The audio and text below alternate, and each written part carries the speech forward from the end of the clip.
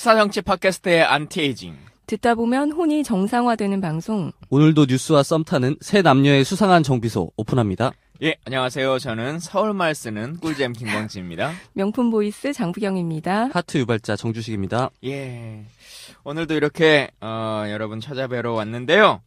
참 하루하루의 현안들이 많아가지고 어떤 이야기들을 쭉 달아봐야 될까라고 하는 고민들을 날마다 하게 됩니다. 네. 팟캐스트를 하는 사람으로서는 이슈가 많아지니까 좋긴 한데 이 나라를 살아가는 사람 입장에서는 참 네. 혼란스러운 그런 하루하루의 나날인 것 같은데요. 본방송 시작하기 전에 제가 사과의 방송을 한 말씀 꼭 드려야 될 것 같아요. 뭐 맨날 이렇게 사과할 거가 있어요? 오늘은 또 뭔가요? 아니, 너무 후기 사적 게시판에 운영하는 거 보니까 아니에요? 네. 제가 말실수를 하나 한 게 있더라고. 지난번에 바디 카운트 얘기할 때 네. 제 자동차에 유심칩을 빼갔다 아. 이렇게 했었는데 무슨 자동차에 유심칩이냐. 맞아. 자동차에는 그 메모리 카드가 있는 거다라고 네. 계속 올려주고 계세요. 음. 처음에 한 분이 올렸을 때는 그냥 대충 알아먹으면 될 것 같은데 라고 생각했는데 다른 분이 또 올려주셨길래 네, 정식으로 사과드리도록 하겠습니다. 자동차에는 유심칩이 아무도 없습니다. 몰랐어. 아무도 몰랐어. 심지어 전문가분도 모르셨을 잘 때. 몰라. 이게 강연장에서의 관객들은 다 동의하는데 밖으로 워딩으로 나가면 문제가 되는 이거 안희정 그런 지사 지금 상황들이, 옹호 발언인가요? 네, 펼쳐지는 거죠. 그 얘기는 나중에 네. 더 해보도록 하고요. 오늘 밤에 또 많은 분들이 잠 못 자던 일이 있었어요. 네. 근데 그 결정이 잠 못 자고 있어봐야 별 효과가 없었다라고 하는 것으로 난 것 같은데. 네. 한 1시경이죠. 밤 12시 1시경인데 우병우 영장이 기각됐다고 소식이 들려오더라고요. 비보입니다. 네, 진짜. 어쩌다가 우리 국민들이 날마다 누구 영장이 처리되냐, 누구 영장은 기각되냐 이걸 네. 다 쳐다보고 있어야 되는 네. 나라에 살고 있어요, 진짜. 그래도 이제 얼마 안 남았잖아요. 그 우병우 수석하고 한 분 이제 딱 더 남은 것 같아. 딱 두 사람 정도 남은 것 같죠? 이제 우리가 영장 구속 수감을 기다리는 사람들. 우병우 박근혜 또 있나요? 남아있는 사람들?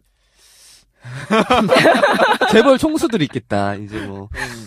근데 특검이 기간이 짧아서 네. 지난번에 얘기할 때 삼성 이외에 다른 재벌들과 관련해서는 벌어볼 수 있는 시간이 없다 이렇게 네. 지금 발표를 했잖아요. 네. 그러니까 지금의 기준으로는 사실 재벌 총수도 좀 건들기 어려워지는 거죠. 그렇죠. 그거 뭐 박근혜가 구속되고 나면 나머지는 자연스럽게 해결되지 않겠어요? 네. 네. 근데 황교안 대행이 뭐 계속 지금 이랬다가 지금 훅 가는 수가 있어요, 정말. 정치적 부담이 점점 무거워지고 있어요, 이분. 그러니까 특검 연장과 관련해서 이제 오늘 야당의 국회의원들이 총리실을 항의 방문하러 가겠다 네. 이제 했다잖아요. 네. 근데 여기에도 좀 에피소드가 하나 있어요. 원래는 어제 총리실을 가기로 네. 약속이 돼 있었거든요. 지금 그래서 철야 농성 중이지 않아요? 그러니까 농성을 하는 중에 네. 총리를 직접 방문해가지고 항의하겠다라고 네. 하는 것이 정해져 있는데 네. 야사당의 의원들이 있었죠, 같이. 근데 원래는 어제인데 갑자기 하루가 늦춰진 거예요. 네. 왜 늦춰졌을까요? 그러게요. 뭐 중요한 약속 있었나?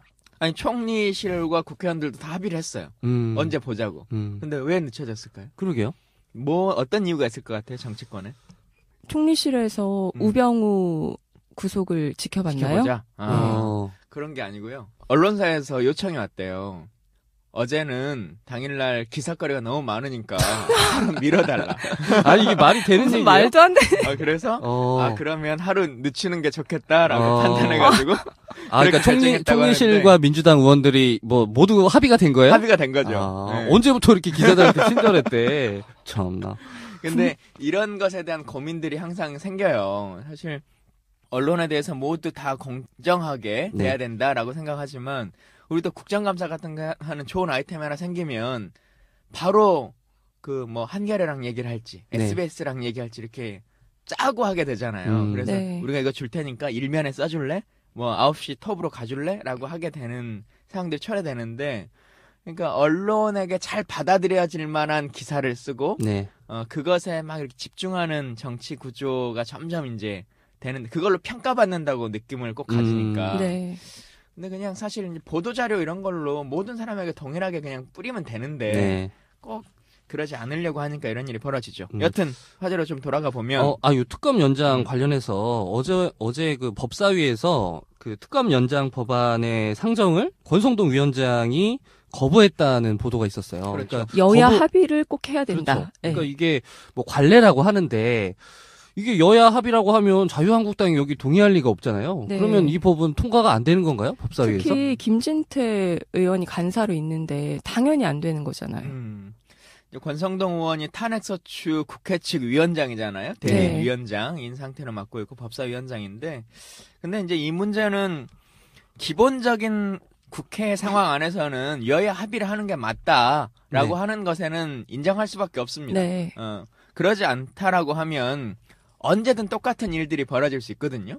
우리가 위원장인 것도 있고 상대가 위원장인 것도 있고 여야의 숫자가 언제 어떻게 또 바뀔지 모르는 거기 때문에 기본적인 합의 정신을 갖춰야 된다라고 하는 것은 위원장으로 네. 말할 수 있다고 생각합니다. 네. 근데 그것이 되지 않는다면 표결할 수 있는 거거든요. 네. 그래서 충분히 표결로 간다면 지금은 자유당의 인원수가 훨씬 더 적기 때문에 표결로 성립할 수 있을 것 같고, 물론 이제 그 표결에 올라가는 과정까지에 있어서 위원장이 직권으로 네. 상정해 줄 것이냐, 아니면 야당이 표수로 밀어붙여가지고 상정시킬 수 있어요. 근데 네. 이제 그렇게 할 것이냐라고 하는 고민에 빠져드는 것이고, 네. 일단 헌재에서 22일까지 대통령이 나올 건지 아닌지 답을 주라 이렇게 네. 이제 얘기를 했지 않습니까? 네. 그게 되지 않으면 야당에서는 또 23일까지 처리되지 않으면 직권상정한다 네. 본회의에라고 하는 얘기를 하고 있으니까요. 법사위에서 만약에 권성동 때문에 막힌다면 네. 정석윤 의장이 직권상정 하면 되지 않을까라고 하는 생각이 드는데, 참 아이러니하게 세상사라는 게 참 사이클로 돌아간다는 생각을 하게 돼요. 2월 23일이 새누리당에 의해서 테러방지법 직권상정됐던 그날이거든요. 네. 예, 근데 그렇게 해서 저희가 필리버스터라고 하는 걸 하기 시작했잖아요. 2월 23일, 1년이 딱 지난 2월 23일 날 정세균 의장이 이 특검법 연장과 관련한 직권상정을 하게 네. 되면 과연 자유당이 필리버스터를 하면서 박근혜 대통령을 옹호할 네. 수 있을지, 그 논리가 과연 나올지 우리가 한번 지켜봤으면 좋겠습니다. 재밌겠네요. 만약에 네. 새누리당, 자유당에서 필리버스터 하면 선수로 누가 나올까요? 김진태. 김진태 한 명 있겠다. 저도 한 표. 김진태. 그다음에 그 자유경제원 여자분 있잖아요. 전희경. 전희경. 씨. 그렇네요. 열심히 요즘은 그 태극기 집회 나가가지고 막 하시던데. 두 분이면 한 3박 4일 하겠네요. 뭐. 과연? 근데 그분들이 3박 4일 할 수 있을 만한 상황일지 모르겠네요. 여튼 우병우의 구속이 기각된 걸로 많은 분들이 실망하시는데요.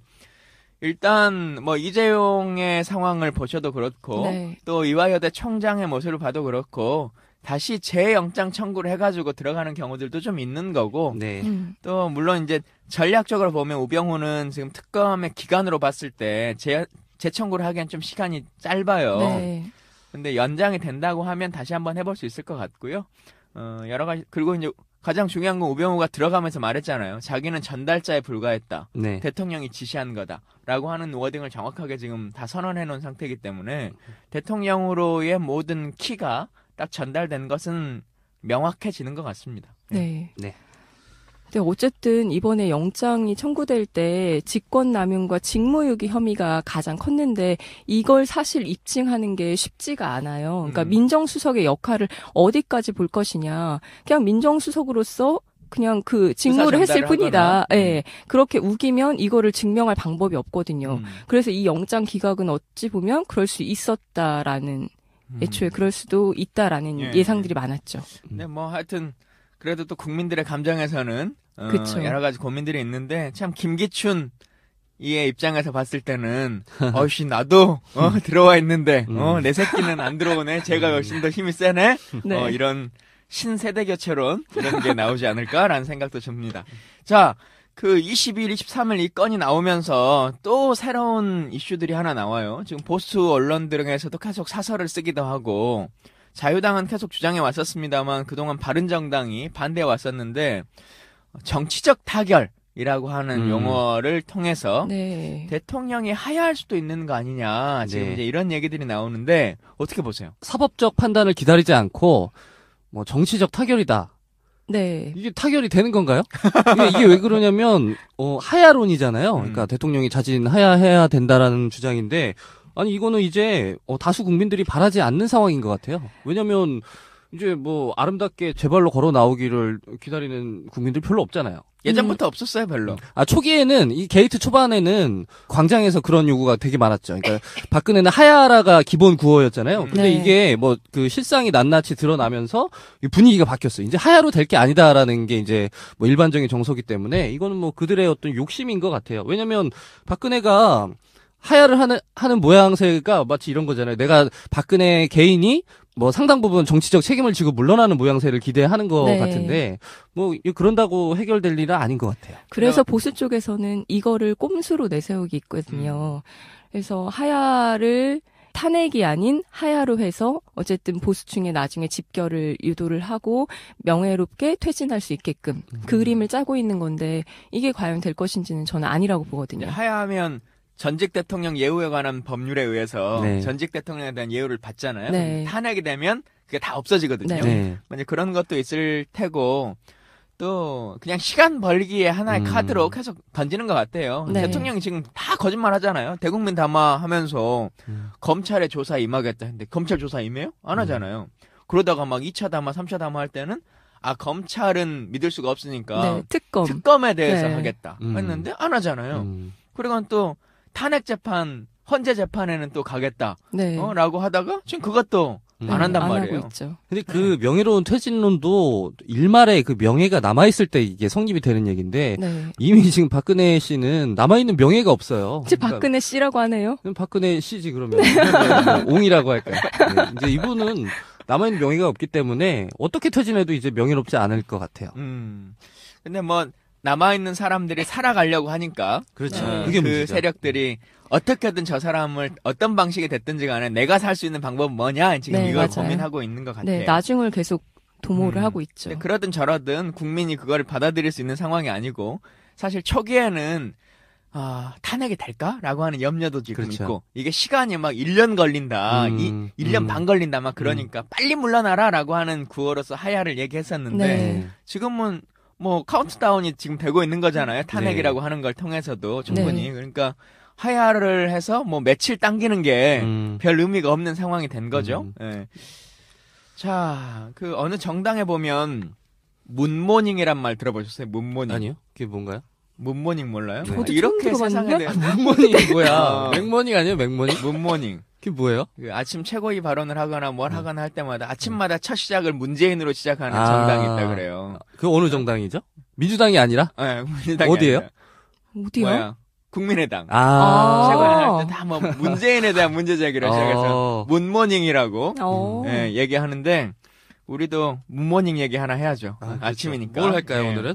그 보니까 국민일보에서 문재인 후보의 이제는 후보죠. 네. 네. 문재인 후보의 28년 전 아파트 분양 얘기를 꺼내가지고 검증해야 된다라고 네. 이제 이렇게 얘기가 나왔어요. 네. 기사 보셨나요? 아니요, 전 못 봤어요.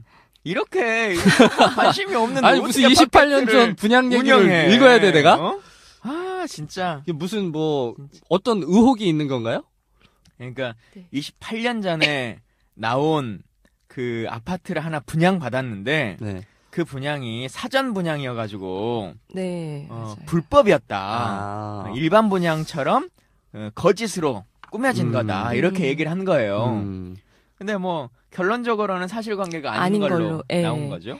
그러니까 그 사전 분양이라는 게 그 본인도 속아서 한 그래서 단체로 아파트를 분양받은 사람들이 사전 분양인 걸 모르고서는 했는데 그래서 결국에 나중에 추후에 다 같이 소송을 해서 승소를 한 걸로 알고 있거든요.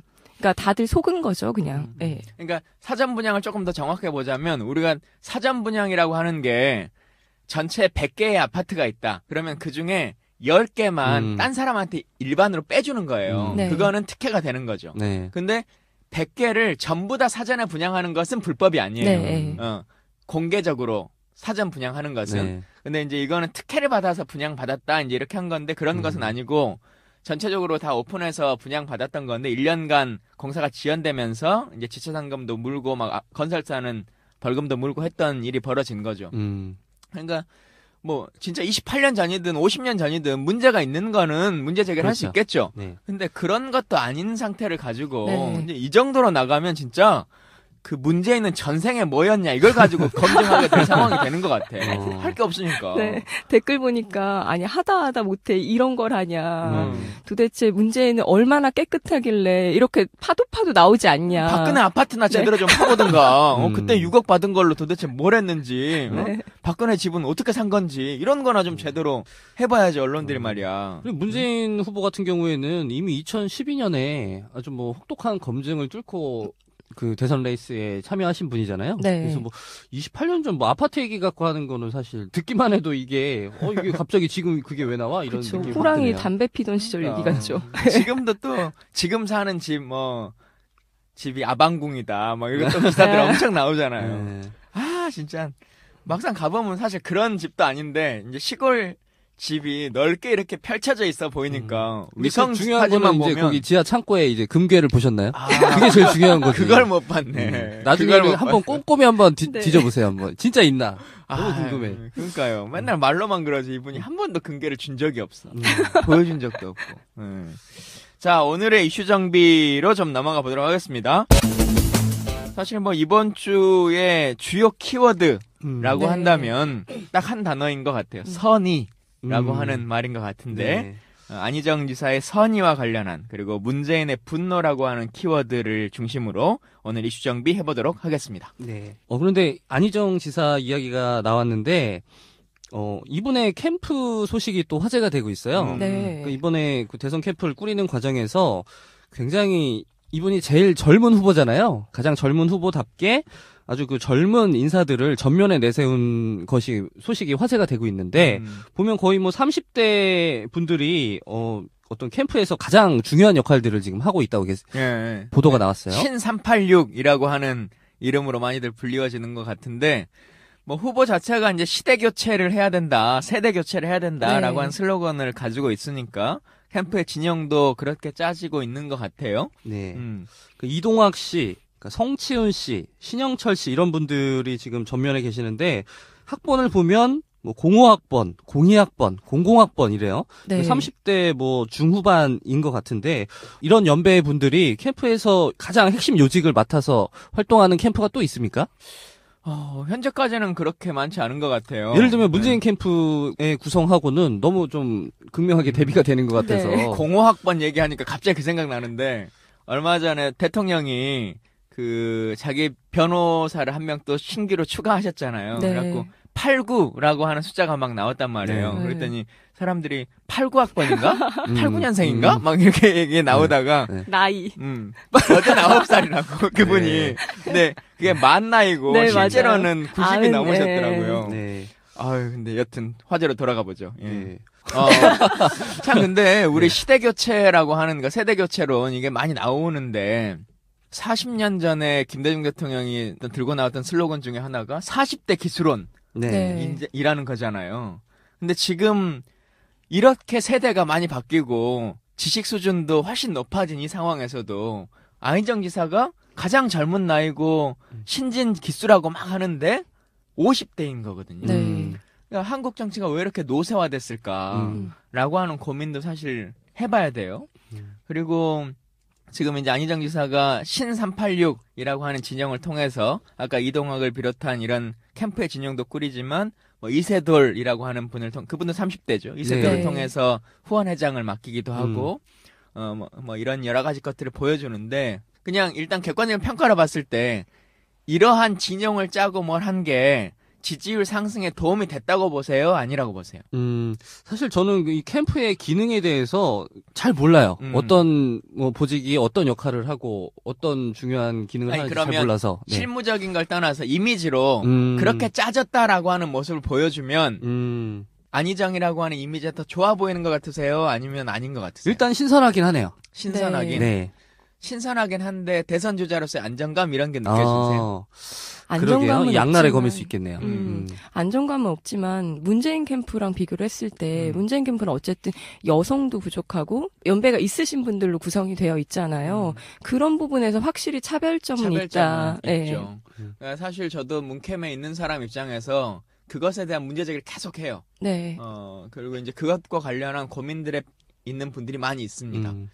예를 들면 우리 중앙선대위원장이라고 하는 분들 한 7분 지금 모셨단 말이에요. 네. 뭐 김진표 의원, 전윤철 감사원장 뭐 쭉쭉쭉 있는데 그 중에 이미경 의원 한 분을 제외하고 그것도 5선 의원이죠. 네. 이미경 의원을 제외하고는 단 한 분도 여성분이 없고 비서실장, 총괄본부장, 뭐 5개 본부장 뭐 다 해가지고도 여성분이 한 분도 없어요. 네. 과연 이게 그 여성에 대한 고민, 우리가 말로는 페미니즘 대통령이라고 네. 하는 용어를 걸었는데 네. 그게 실제적으로도 잘 안 배되고 있느냐라고 하는 고민에 빠져 있고 네. 또 그게 이제 여성이라고 하는 걸로 대표되기도 하지만 또 청년 부분에 있어서도 안 배되느냐, 뭐 노동자 부분, 그러니까 쉽게 말하면 사회적 약자에 대한 형식상의 배려라도 있어야 되는 것 아니냐라고 네. 하는 고민들에 빠져드는데 일 잘할 수 있는 사람을 중심으로 간다라고 네. 하는 어떤 것 이런 생각들을 갖는데 사실 꼭 50대 남자들만 일을 잘하는 건 아니잖아요. 그렇죠. 네. 그러니까 이런 것들도 조금 문재인 캠프에서도 타파해 나가야 되는 것 아닐까라고 하는 생각은 갖게 됩니다. 여러 캠프 구성들을 이렇게 보면서 느끼는 건 좀 각자가 가지고 있는 장점들을 잘 영리하게 캐치해 왔으면 좋겠어요. 저쪽의 캠프의 전략들이 뭔지 보면서 좀 생각하고 좀 더 고심해서 꾸려졌으면 좋겠다는 전략적으로도 생각? 보면 예를 네. 들면 문재인 후보는 대세론이 좀 돼 있는 후보니까 네. 새로운 것을 받아들여도 크게 지장이 없는 상태거든요. 근데 후발주자 입장에서는 기본적으로 표를 확보해야 되니까 가능성이 높은 사람들을 영입하는 게 더 맞잖아요. 네. 이미지로는 386을 데리고 오는 게 맞을 것 같지만 실제 전략으로 보면 조직력이나 뭐나 이런 게 센 사람을 데리고 오는 게 더 맞을 수도 있는 거고 문재인 입장에서는 진짜 이럴 때라도 성소수자를 아예 딱 선대본부장 중에 한 분으로 모셔오거나 뭐 노동자 출신 중에 한 분을 딱 모셔오거나 뭐 이제 이런 모습들을 보여주는 게 네. 대세에는 큰 지장 없으면서도 확장성을 확 이렇게 넓힐 수 있는 이런 모습일 텐데 좀 그런 거에 대한 위축감들이 조금씩 있는 부분 그리고 네. 실무적인 캠프의 일반 진영이 이미 갖춰진 진영이 50대 후반의 남성으로 딱 갖춰지다 보니까 그 사고의 열림이 잘 이루어지지 못하고 있는 것에 대한 안타까움 이게 좀 있어요. 그런 면에서 지난번에 그 전인범 장군의 영입 실패죠. 네. 그 부분이 조금 지금 방금 말씀하신 그 캠프의 어떤 다양성을 확보하는 데 있어서 아주 좀 안 좋은 영향을 끼친 것 같아요. 네. 네. 그런 경우들도 있겠죠. 자, 오늘의 진짜 이슈로 다시 돌아가 보도록 하겠습니다. 안희정의 선의와 문재인의 분노. 네. 안희정의 그 선의 발언이 어떻게 나왔냐. 지난 19일에 부산대 기념관에서 열린 증문즉답 행사에서 이 전 대통령과 박 대통령을 어떻게 평가하느냐 이런 질문을 받았는데요. 그때 이렇게 답을 했어요. 그분들도 선한 의지. 오늘의 키포인트죠. 선한 의지로 없는 사람과 국민을 위해 좋은 정치를 하려고 했는데 법과 제도를 따르지 않아 뜻대로 되지 않았다. K재단, 미르재단도 동계올림픽을 잘 치르고 싶어 하는 마음이실 거라고 저는 생각한다. 이렇게 얘기를 했어요. 근데 그 다음날 출연한 사실 JTBC 그날의 이야기보다 더 사람들이 혼란스러웠던 건 뉴스룸이었던 것 같아요. 뉴스룸. 그 다음날 안 지사가 이렇게 얘기했죠. 본인들이 선이라고 주장하니 그대로 받아들이겠다는 것이다. 과정 전체를 선한 의지라고 주장하는 것은 아니다라고 말을 했습니다. 일단 평가를 좀 해보신다면 우리 편집장님 어떻게 생각하세요? 그러니까 요 얘기잖아요. 그 JTBC 뉴스룸 나오셔서 같은 이야기를 정말 무한 반복하셨어요. 정말 다람쥐 20분 동안. 네. 네. 저는 20분을 다 끝까지 보기가 좀 어려울 정도로 네. 좀 지루한 대담이었던 것 같은데, 그러니까 나는 근데 무조건 그게 지루해진 건 약간 네. 손석희 잘못도 있어요. 뭐 저도 그렇게 생각을 합니다. 좀 네, 집요하긴 저도. 했는데 네. 날카롭진 못했던 것 같아요. 네. 질문 자체가. 네, 이분의 주장은 무조건 어떤 상황이든 나는 일단 선의로 받아들인다가 핵심인 거잖아요. 하지만 네. 과정의 문제는 내가 책임을 묻겠다라는 건데, 근데 많은 분들이 좀 의아해하는 거는 모든 사람의 의지가 선할 수 없다는 거잖아요. 거기에 대해서 단 한 번도 인정을 안 하시고 계속 끝까지 나는 무조건 선의로 받아들일 거다라는 말을 계속 되풀이 하시니까 이게 답이 안 나오는 거예요. 그러니까 정치인이 이게 옳으냐 그르냐의 문제를 넘어서서 정치적 그 방법으로만 보면 뭔가 잘못이 있었을 때 이것을 자기 합리화를 해야 되는 네. 상황에 초래될 때가 있어요. 그리고 이것을 부인하거나 부정하면 내가 했던 모든 것들이 잘못되게 인식되지 않을까라고 네. 하는 우려가 생기는 거죠. 네. 사실 처음에 이 말이 나왔을 때 바로 해명이 나오거나 맞아요. 지지자들이 막 했던 것은 그건 반어법이었다. 과장된 어법으로서 강연을 하다 설명한 것인지 진심이 아니다. 네. 라고 얘기를 했단 말이에요. 근데 네. 뉴스룸에 나와가지고 갑자기 후보가 진심이었다. 진심이었다. 반어가 네. 아니다. 이래버리니까 그걸 커버치던 지지자들이 이제 완전히 멘붕에 빠져버리는 거죠. 네. 그리고 그 20분간의 뉴스룸이 지겨워졌던 건 사실은 그 말을 한 번만 그냥 스스로가 되짚었으면 되는 건데 그걸 끝까지 주장하려고 네. 그 단어를 절대 철회시키지 않으려고 네. 하다 보니까 자신의 다른 모든 것들을 버리게 된 것 같거든요. 네. 근데 이제 결국은 또 그러고 나서 다음날 또 사과를 그렇죠. 했잖아요. 네. 그러니까 이게 어느 게 진짜 진심인지 모르는 상황이 초래된 거죠. 그러니까 이게 말씀하신 대로 말 한마디로 천냥빚을 갚을 수 있어요. 네. 그 당일날 혹은 그 다음날 오전에 사과를 하셨으면 JTBC 뉴스룸 나가서 그런 추궁을 받지 않았겠지. 오히려 더 긍정적인 자기한테 더 유리할 수 있는 주제로 20분을 활용할 수 있었을 텐데 좀 어리석은 행동이 아니었나 저는 그렇게 생각을 하고요. 네. 저도 그 지점을 똑같이 꼽고 싶었는데 그 이후 발언을 한 이후에 그 대처 같은 게 저도 문제가 있었다고 생각을 해요. 변명이라고 한 게 조롱이었다, 비아냥이었다 이렇게 처음에 얘기를 해놓고 뉴스룸에서는 선한 의지가 자신만의 그 대화 방식의 일반이다 뭐 이런 식으로 얘기를 했잖아요.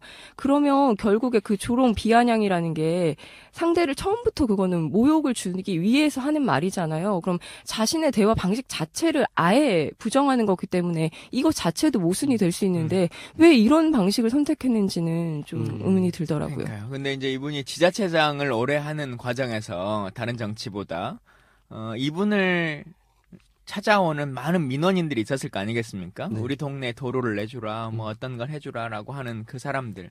물론 그 안에 그 민원인들의 마음 안에는 속으로서의 개인의 이익이라고 하는 것들이 들어있긴 있었을 거예요. 네. 근데 악의를 갖고 있는 건 아니었을 거예요. 대부분의 민원인들이. 맞아요. 그래서 안희정 지사가 찾아오면 다 만나서 대화하고 이분 껴안는 게 또 네. 그 본인의 그거잖아요. 그래서 만나서 막 포옹해서 얘기하고 형님 하면서 얘기 들어주고 이제 하는 과정으로 한 8년을 지내셨는데 네.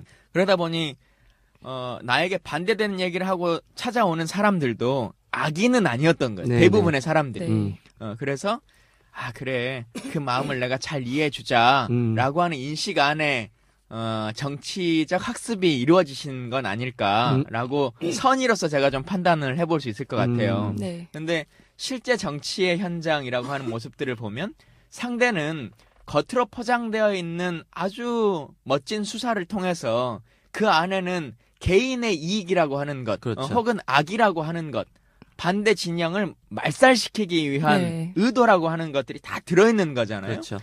근데 그것을 선한 의지라고 표현할 수 있을까? 예를 들면 여기서 선한 의지라고 말하지 않고 겉으로 포장되어져 있는 모습에 대한 그 발언의 워딩 자체는 뭐 받아들일 수 있다라고 네. 하는 정도로 넘어간다거나 하면 되는데 선한 의지라고 하는 그 단어가 요즘 같은 시기에는 너무 목에 턱턱 걸리는 네. 단어였던 거예요. 국민들이 듣기에. 그렇죠. 그러니까 그 상대방의 어떤 말에 이면을 상상하지 않고 있는 그대로 받아들이는 태도. 그러니까 저도 항상 그러려고 많이 노력을 하거든요. 저는 소통에 있어서 굉장히 바람직한 태도라고 저는 그건 생각을 해요. 근데 이거는 말 그대로 소통의 태도를 이야기하는 것이지, 예를 들어 그 사람의 선의를 받아들이고 결과를 지켜보고 그때 그 주장이 선의가 아니었구나 이렇게 판단할 수 있는 거잖아요. 이게 예를 들면 뭐 MB의 4대강, 뭐 박근혜 대통령의 뭐 미르재단 이런 거 처음에 그 사람이 이런 거 하겠다라고 했을 때 선의로 받아들일 수 있지, 소통의 차원에서. 그렇죠. 근데 선의로 이후에 받아들이고 어쨌든 진행을 한 거죠. 네. 그때 그건 선의가 아니었구나, 악의를 갖고 했구나라고 판단할 수 있는 거잖아요. 네. 그러니까 여기서 중요한 게 이 국민들의 그 정서랑 너무 떨어져 있는 거지. 이 사람은, 안희정 지사는 이것조차도 나는 아직도 선의로 받아들인다는 거잖아요. 이게 충돌하는 지점인 것 같아요. 근데 본인이 이렇게 생각을 하실 수 있을 것 같아요. 뭐 본인은 선의로 받아들인다는데 누가 뭐라고 하겠어요. 근데 이런 생각을 갖고 계신 분한테 국민들이 표를 줄지, 네. 저는 요 이후의 지지율이 조금 궁금해집니다. 저는 그리고 또 하나 다른 지점을 꼽고 싶은데, 그러니까 지역이 부산이었잖아요. 부산대학교에서 강연을 한 건데, 그러니까 계산된 건 아니라고 발언을 했어요, 이후에. 그런데도 저는 부산대였기 때문에 중도 지지층, 뭐 중도층을 겨냥해서 말한 걸 수도 있겠다라는 생각이 들었었거든요. 근데 어쨌든 그렇게 한 발언이라고 할지라도 지금 촛불 민심이 어떤지, 뭘 의미하는지, 사람들이 뭘 바라는지 그 시국에 대한 인식 자체가 좀 부족했던 거 아닌가 예. 오히려. 그러니까 근데 또 뉴스룸에 나와가지고 너무 어려웠어요. 그러니까 거의 철학자의 네. 이야기, 20세기와 21세기의 차이점 막 이제 이런 것들을 막 얘기하고 나오니까 네. 정말 국민들이 받아들이기에 어려워지는 단어 사용들 막 이런 것들이 있었는데 네. 그런 것들도 좀 정비해 보시면 좋겠다. 그리고 사실 안희정 캠프에 지금 이 시기 진보 진영 최고의 대변인, 최고의 글쓰기 전략가 이런 분이 있잖아요. 그 책 보니까 거의 몇십만 부 막 팔린 것 같이 막 몇세 막 이런 몇십 세, 몇백 세 네. 뭐 이런 느낌이던데 대통령의 말하기에 저자 윤태영 씨가 가 계시니까 그분께 좀 워딩에 도움을 받으면서 얘기를 하시면 더 좋지 않을까 라고 하는 생각도 우리가 정비를 좀 해드립니다. 네. 결국 이제 안희정의 선한 의지라고 하는 것에 어떤 문제가 담겨 있는지라고 하는 것을 이제 문재인 후보가 한마디로 좀 정리를 한 거잖아요. 네. 문 전 대표가 이에 대해서 이렇게 얘기합니다. 안 지사가 선의로 한 말이라고 믿는다. 여기서도 다만 꼭 썼어. 안 지사의 말 속에 분노가 담겨 있지 않았다. 이렇게 얘기를 했거든요. 그리고 또 안희정 지사가 받아쳤어요. 예. 그 지도자로서의 분노라는 것은 그 하나만 써도 많은 사람들이 피바람이 난다. 그리고 문재인 대표가 다시 한번 반격을 합니다. 아니 불의에 분노 없이 어떻게 정의를 세우나 이렇게 공방이 이렇게 오고 갔던 거죠. 예. 저 여기서 좀 정리가 되지 않는 질문이 하나가 있는데 네. 지도자의 분노를 어떻게 봐야 할 것인가? 어떻게 생각하세요, 두 분? 참 근데 이 워딩뿐만 아니라 계속 이제 안희정 지사가 거의 철학자가 돼가는 과정에 있어요, 지금. 네. 그 편집장님 말씀하셨던 것에서 계속 이제 브리핑을 하는 과정에 이런 말을 하거든요. 분노는 정의의 출발점이기도 하지만 네. 그러나 정의의 마지막 마무리는 역시 사랑이다. 네. 그런 점에서 그 말씀도 옳은 말이다. 이제 네. 이렇게 얘기를 하고, 정의감은 출발은 분노로부터 출발하는데, 그렇게 출발해서 우리는 정의 실현을 위해서 싸우고, 우리는 정의의 마지막 완결을 사랑으로서 완결하는 것이다. 그게 역사적 사실 아니냐. 이제 이렇게 또 얘기를 하고 계속 이제 사랑에 대한 이야기로 끝내서, 네. 우리가 대통령 후보를 지금 찾고 있는 건지 네. 추기경을 기다리고 있는 건지 좀 모르는 네. 이런 모습이 좀 벌어졌는데 분노 필요하죠. 네.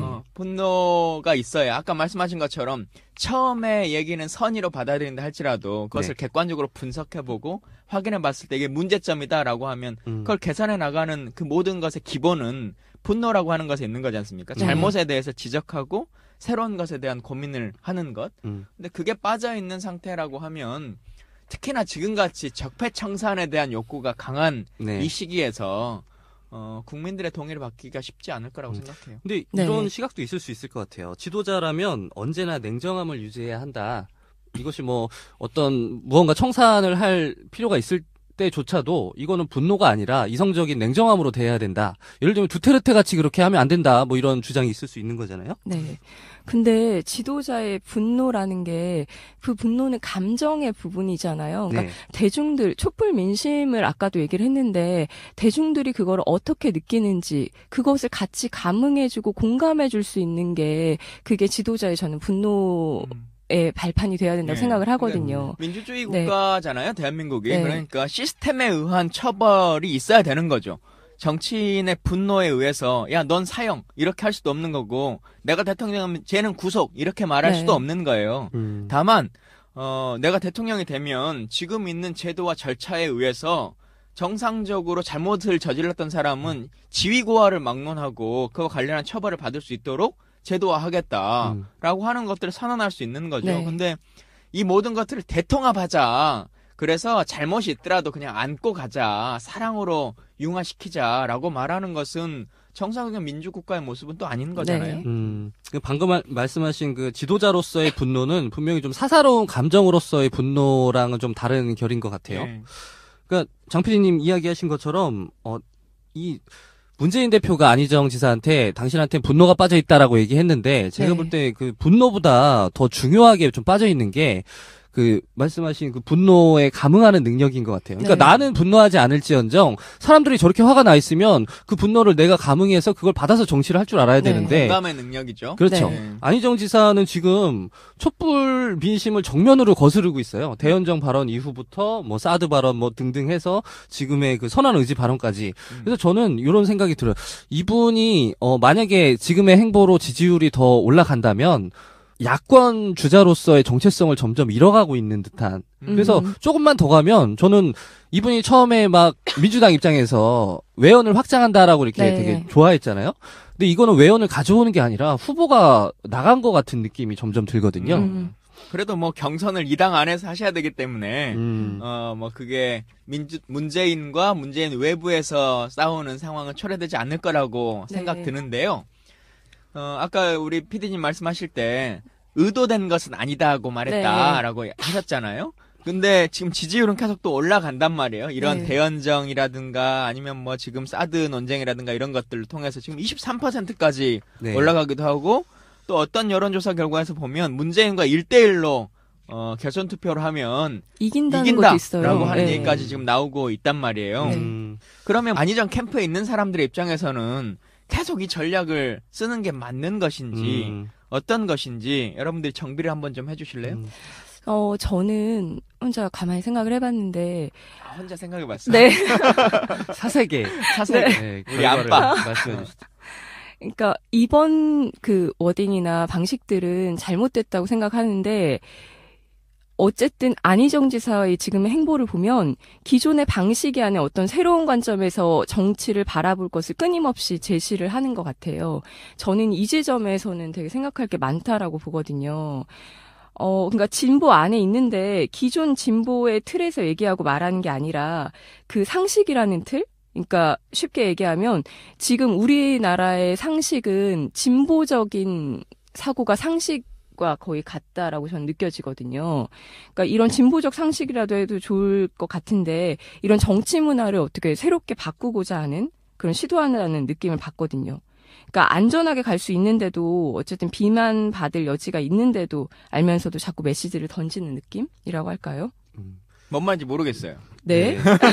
그러니까 점점 얘기하자면 안지사 안빠들이 점점 뭔 말인지 모르겠어. 나 안희정을 닮아가는 것 같아. 알겠습니다. 쉽게 네. 얘기하자면 의원님이 자주 얘기를 하는데 정치는 반보 앞서가야 된다고 하잖아요. 한보 앞선 느낌?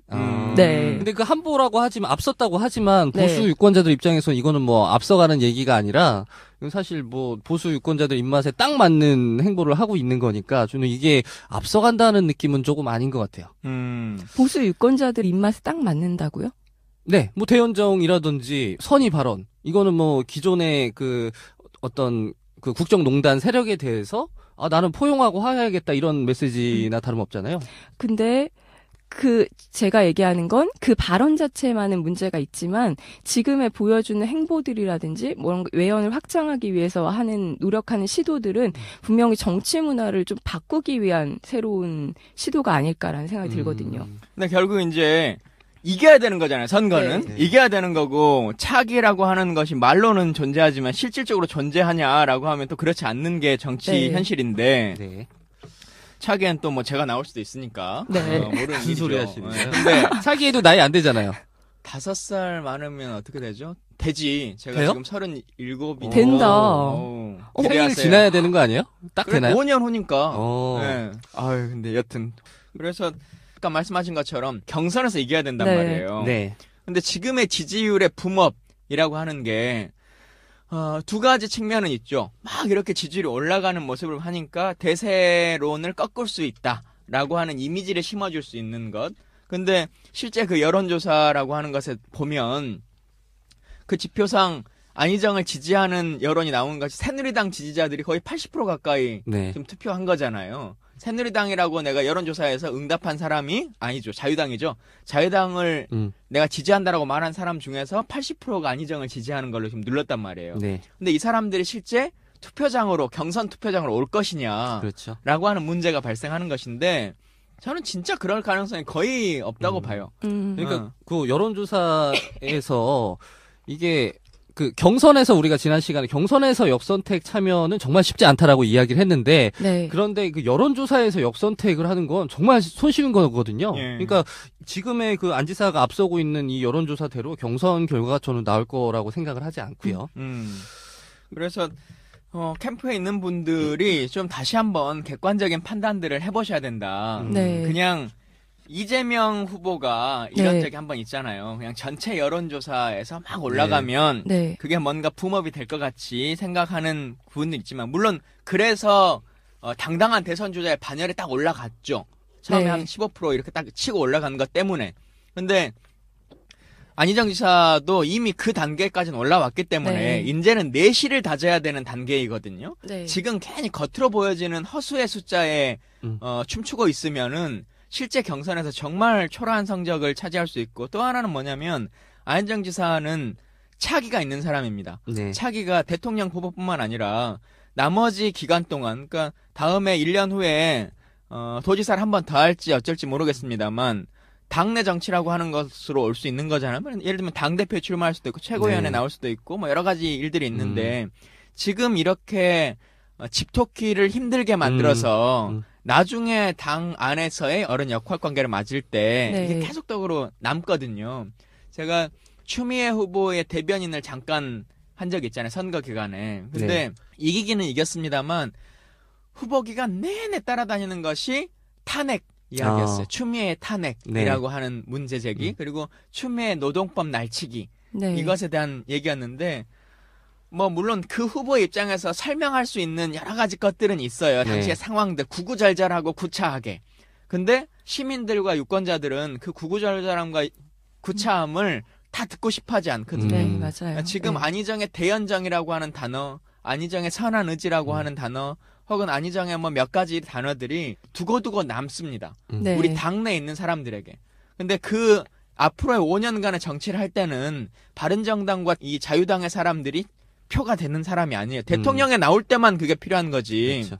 그래서 당내에 있고 있는 집토끼들에게 너무 실망감을 주지 않았으면 좋겠다. 그게 본인의 정치를 위해서도 정말 중요한 일이라는 것을 캠프에 있는 사람들이 후보를 아끼는 마음을 조금 더 가져주셨으면 좋겠다는 생각이 들어요. 네. 지금 말씀하신 가정은 안 지사가 졌을 때를 가정하고 이렇게 힘들어질 거다 말씀하셨는데 저는 이겼을 때는 더 큰 문제가 생긴다고 생각해요. 그러니까 민주당 후보로 안희정이 선출이 돼서 대선에서 승리한다. 이렇게 되면 이거는 지금의 안희정 지지자가 민주당 지지자라고 할 수 있을까요? 그리고 일단 안희정 지사의 대선 승리를 민주당의 승리로 온전히 바라볼 수 있을 것이냐라는 문제가 생기는 것 같아요. 그러니까 일단 대연정을 약속했어요. 만약에 대연정을 하게 되면 이거는 이제 그 민주당 내 야권 지지자들에 대한 배신이 되는 거고 만약에 대연정을 하게 되면 안 하게 되면 이제는 그 산토끼들에 대한 배신이 되는 거죠. 이 딜레마를 어떻게 극복할 것인가가 되는 거고 이게 인터넷에 떠도는 안희정의 전략이라고 하는 그렇죠. 거잖아요. 네. 네. 일부러 야권에서 오해할 만한 발언으로 주목을 받는다. 보수 언론에서 기사가 쏟아지면 메인 뉴스를 장식한다. 보수 진영에서 안 지사를 지지한다. 진보 진영에서 안 지사를 비판한다. 논란이 커지면 SNS 등을 통해 해명과 사과를 한다. 결과적으로 보수와 진보 양쪽의 지지와 이슈를 받는다. 이런 프로세스들이 그러니까 나오고 있거든요. 지난번에 반기문 총장이 이런 얘기를 한 적이 있어요. SNS 검색률을 봐라.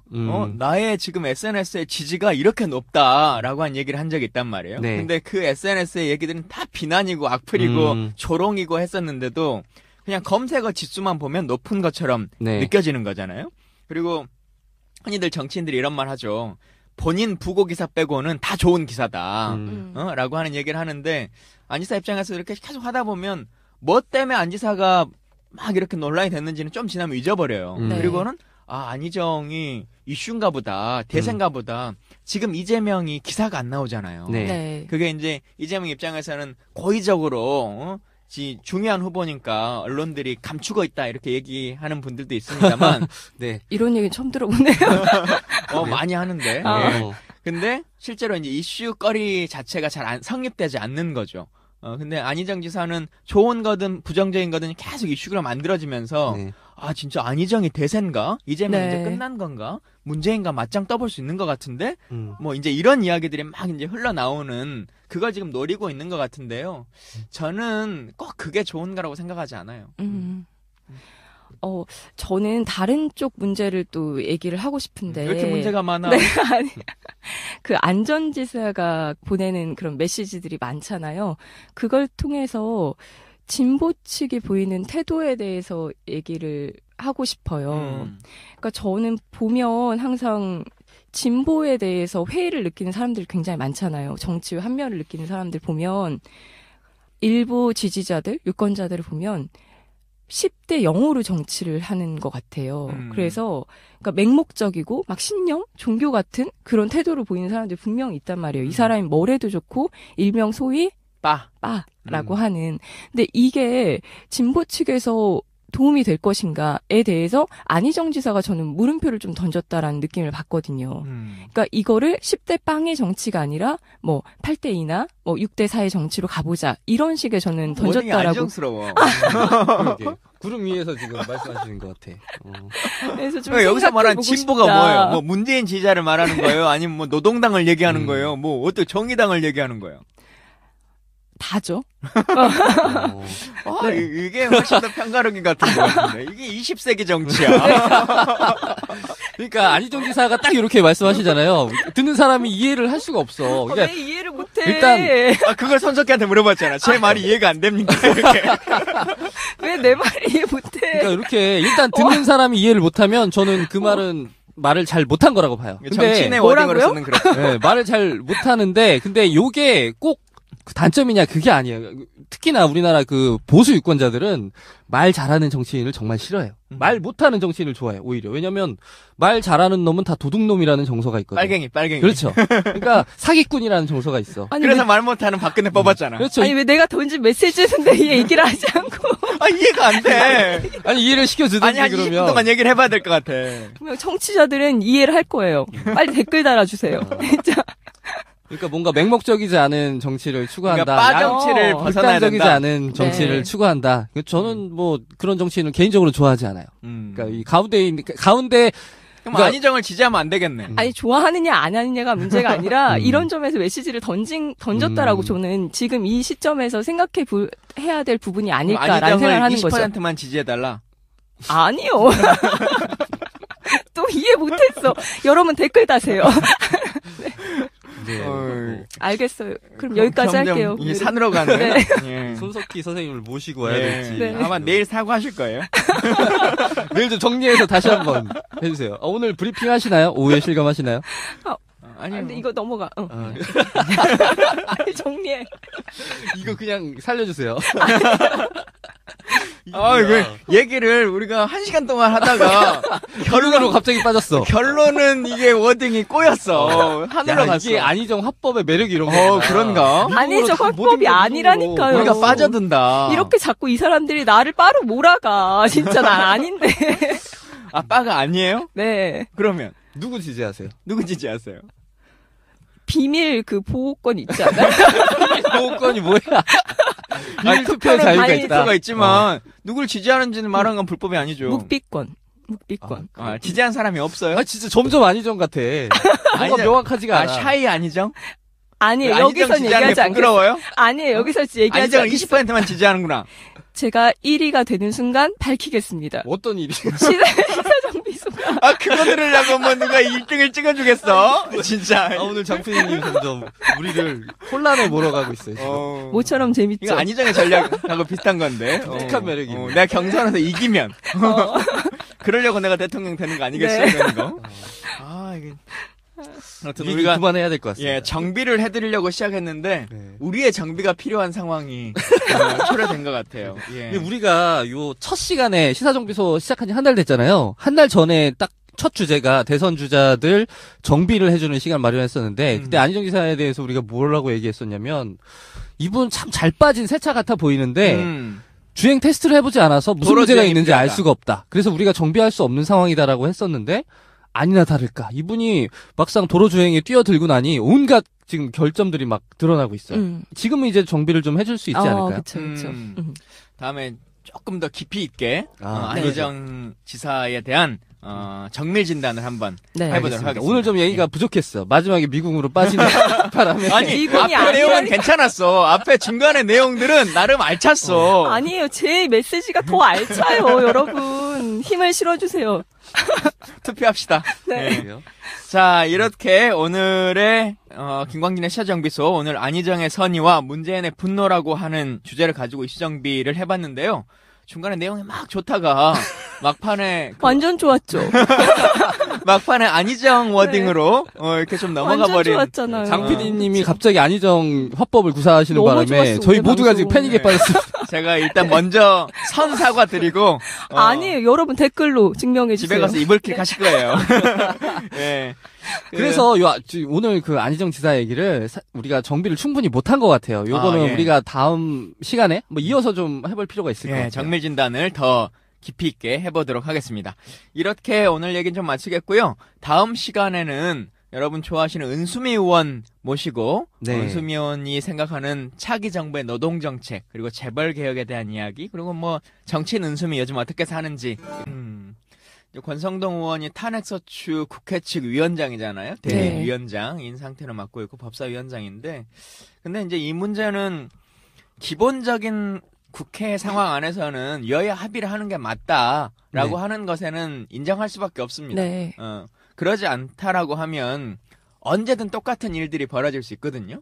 우리가 위원장인 것도 있고 상대가 위원장인 것도 있고 여야의 숫자가 언제 어떻게 또 바뀔지 모르는 거기 때문에 기본적인 합의 정신을 갖춰야 된다라고 하는 것은 위원장으로 네. 말할 수 있다고 생각합니다. 네. 근데 그것이 되지 않는다면 표결할 수 있는 거거든요. 네. 그래서 충분히 표결로 간다면 지금은 자유당의 인원수가 훨씬 더 적기 때문에 표결로 성립할 수 있을 것 같고 물론 이제 그 표결에 올라가는 과정까지에 있어서 위원장이 직권으로 네. 상정해 줄 것이냐 아니면 야당이 표수로 밀어붙여가지고 상정시킬 수 있어요. 그래서 네. 이제 그렇게 할 것이냐라고 하는 고민에 빠져드는 것이고 네. 일단 헌재에서 22일까지 대통령이 나올 건지 아닌지 답을 주라 이렇게 네. 이제 얘기를 했지 않습니까? 네. 그게 되지 않으면 야당에서는 또 23일까지 처리되지 않으면 직권상정한다 네. 본회의에라고 하는 얘기를 하고 있으니까요. 법사위에서 만약에 권성동 때문에 막힌다면 네. 정세균 의장이 직권상정 하면 되지 않을까라고 하는 생각이 드는데 참 아이러니하게 세상사라는 게 참 사이클로 돌아간다는 생각을 하게 돼요. 2월 23일이 새누리당에 의해서 테러방지법 직권상정됐던 그날이거든요. 네. 예, 근데 그렇게 시사정치 팟캐스트의 안티에이징 듣다 보면 혼이 정상화되는 방송. 오늘도 뉴스와 썸 타는 새 남녀의 수상한 정비소 오픈합니다. 예, 안녕하세요. 저는 서울말 쓰는 꿀잼 김광진입니다. 명품 보이스 장부경입니다. 하트 유발자 정주식입니다. 예. 오늘도 이렇게 여러분 찾아뵈러 왔는데요. 참 하루하루의 현안들이 많아가지고 어떤 이야기들을 쭉 달아봐야 될까라고 하는 고민들을 날마다 하게 됩니다. 네. 팟캐스트를 하는 사람으로서는 이슈가 많아지니까 좋긴 한데 이 나라를 살아가는 사람 입장에서는 참 네. 혼란스러운 그런 하루하루의 나날인 것 같은데요. 본방송 시작하기 전에 제가 사과의 방송을 한 말씀 꼭 드려야 될 것 같아요. 뭐 맨날 이렇게 사과할 거리가 있어요. 오늘은 또 뭔가요? 아니, 너무 후기 사적 게시판에 운영하는 거 보니까 아니에요? 네. 제가 말실수를 하나 한 게 있더라고. 지난번에 바디 카운트 얘기할 때 네. 제 자동차에 유심칩을 빼갔다 아. 이렇게 했었는데 무슨 자동차 유심칩이냐. 맞아. 자동차에는 그 메모리 카드가 있는 거다라고 네. 계속 올려주고 계세요. 처음에 한 분이 올렸을 때는 그냥 대충 알아먹으면 될 것 같은데 라고 생각했는데 다른 분이 또 올려주셨길래 정식으로 사과드리도록 하겠습니다. 자동차에는 유심칩이 아무도 없습니다. 몰랐어. 아무도 몰랐어. 심지어 전문가분도 잘 모르셨을 때. 몰라. 이게 강연장에서의 관객들은 다 동의하는데 밖으로 워딩으로 나간 문제가 되는 아, 이거 안희정 지사 지금 상황들이, 옹호 발언인가요? 네, 펼쳐지는 거죠. 그 얘기는 나중에 네. 더 해보도록 하고요. 오늘 밤에 또 많은 분들이 잠 못 자던 일이 있었어요. 네. 근데 그 결정이 잠 못 자고 있어봐야 별 효과가 없었다라고 하는 것으로 난 것 같은데 뭐 어떤 이유가 있을 것 같아요, 정치권에? 총리실에서 우병우 구속을 지켜봤나요? 지켜보자. 그런 게 아니고요. 언론사에서 요청이 왔대요. 어제는 당일날 기사거리가 너무 많으니까 하루 밀어달라. 아, 이게 말이 되는 무슨 얘기예요? 말도 안 돼. 그래서 어. 그러면 하루 늦추는 게 좋겠다라고 판단해가지고 그러니까 결정했다고 총리실과 하는데 민주당 의원들이 뭐 모두 합의가 된 거예요? 합의가 된 거죠. 아, 네. 언제부터 이렇게 기자들한테 친절했대? 참나.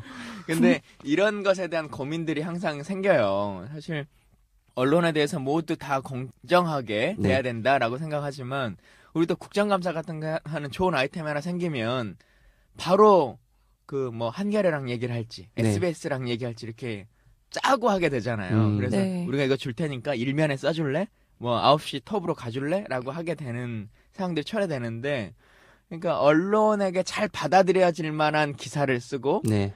그것에 막 이렇게 집중하는 정치 구조가 점점 이제 되는 그걸로 평가받는다고 느낌을 꼭 가지니까. 네. 근데 그냥 사실 이제 보도 자료 이런 걸로 모든 사람에게 동일하게 그냥 뿌리면 되는데 네. 꼭 그러지 않으려고 하니까 이런 일이 벌어지죠. 여튼 화제로 좀 돌아가 보면 요 특검 연장 관련해서 어제 그 법사위에서 그 특검 연장 법안의 상정을 권성동 위원장이 거부했다는 보도가 있었어요. 그렇죠. 그러니까 여야 거부- 합의를 꼭 해야 된다. 그렇죠. 네. 그러니까 이게 뭐 관례라고 하는데 이게 여야 합의라고 하면 자유한국당이 여기 동의할 리가 없잖아요. 네. 그러면 이 법은 통과가 안 되는 건가요? 법사위에서? 특히 김진태 의원이 간사로 있는데 당연히 안 되는 거잖아요. 네. 네.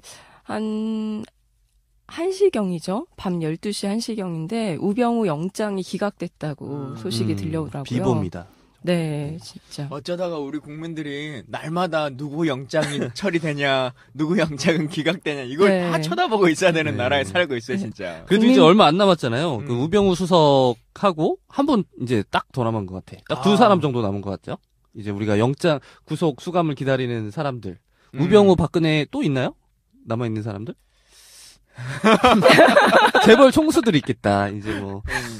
근데 특검이 기간이 짧아서 네. 지난번에 얘기할 때 삼성 이외에 다른 재벌들과 관련해서는 벌어볼 수 있는 시간이 없다 이렇게 네. 지금 발표를 했잖아요. 네.